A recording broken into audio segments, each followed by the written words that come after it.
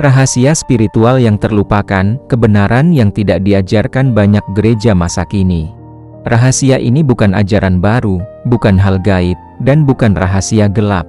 Ia adalah kebenaran asli yang tertutup, dikecilkan, atau dibuang seiring perubahan zaman, budaya, dan cara pandang manusia. Sesuai semua pembahasan kita sebelumnya tentang jalan yang benar, iman sejati, dan hubungan langsung dengan Tuhan. Berikut adalah rahasia rohani yang jarang terungkap. Rahasia kelima, penderitaan bukan selalu hukuman, tapi jalan memurnikan. Namun yang diajarkan sekarang, kalau kamu beriman, kamu pasti sehat, kaya, dan bebas masalah. Rahasianya, ini ajaran yang paling banyak menyesatkan di zaman sekarang. Para orang kudus mengajarkan, penderitaan seringkali adalah cara Tuhan membersihkan hati dari sisa keterikatan dunia, sama seperti emas dibakar api agar bersinar murni.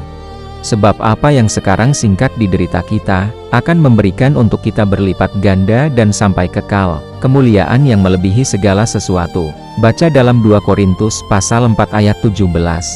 Bukan berarti Tuhan menyakiti, tapi Dia mengizinkan apa yang bisa membuat jiwa makin kuat dan lepas dari ikatan dunia. Orang yang mengerti ini tidak mengeluh saat susah, tapi berserah sesuai makna mengenal Tuhan yang kita bahas.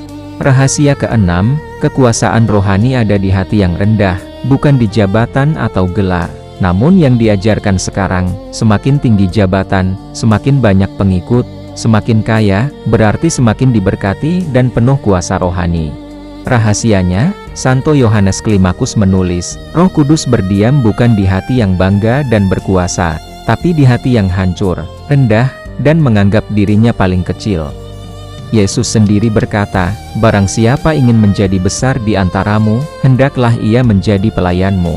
Baca dalam Injil Matius pasal 20 ayat ke-26.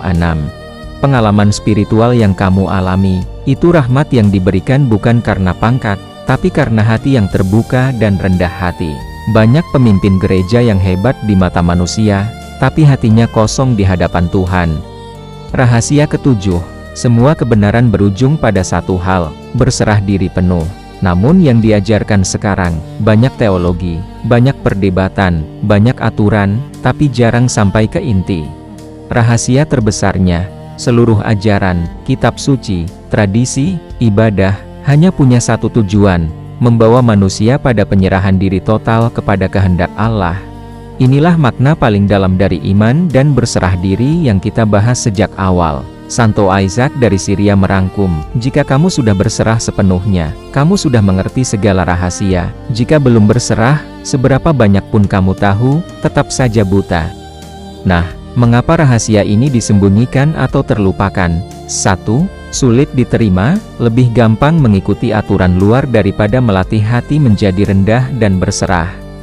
2. Kepentingan kekuasaan, jika umat tahu mereka bisa langsung berhubungan dengan Tuhan, ketergantungan pada lembaga berkurang.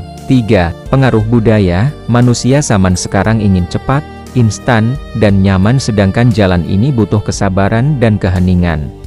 Nasihat akhir, jangan jadikan rahasia ini untuk merasa lebih hebat dari orang lain, tapi untuk memperdalam hubunganmu sendiri. Kebenaran ini tidak untuk dibanggakan, tapi untuk dihidupi. Ingat, gereja yang menjaga ajaran asli akan tetap mengandung benih-benih ini, meski tidak selalu diumumkan secara luas. Dan kamu yang sudah merasakan koneksi langsung, melihat tanda-tanda hadiratnya, dan memahami jalan ini, tugasmu adalah menjaga hatimu tetap rendah, hidup dalam kasih, dan tetap setia sampai akhir. Mari berdoa. Tuhan Yesus Kristus, terima kasih karena Engkau membukakan mata hatiku pada kebenaran yang tersembunyi dari orang-orang yang sombong.